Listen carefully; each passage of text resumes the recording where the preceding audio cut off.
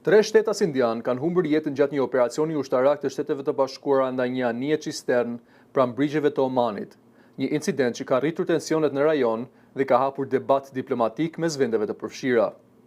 Autoritetet indiane konfirmuan vdekjen e 3 marinarëve, ndërsa familjet në Indi po përballen me dhimbjen dhe pasigurinë për rrethanat e ngjarjes. Babai i një prej viktimeve tha se familja u informua se një bombë ishte hedhur mbi anije dhe se vetëm disa anëtar të ekuipazhit ishin gjetur, ndërsa të tjerët rezultonin të zhdukur.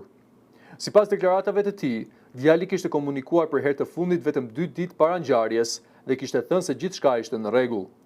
3 viktimat janë identifikuar si kadet detar Aditya Sharma, motorist Shivanand Chaurasia dhe kryeinxhinier Patnala Suresh.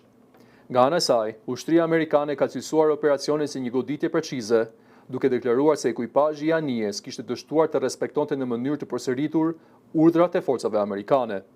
Ngjarja ndodh në një moment tensionesh të larta në Gjirin Persik, ku SBA ka intensifikuar veprimet ushtarake ndaj anijeve që dyshohet se kanë lidhje me rrjetet të afërta me Iranin, në kuadër të përpjekjeve për të kufizuar eksportet dhe rrugët detare të Teheranit.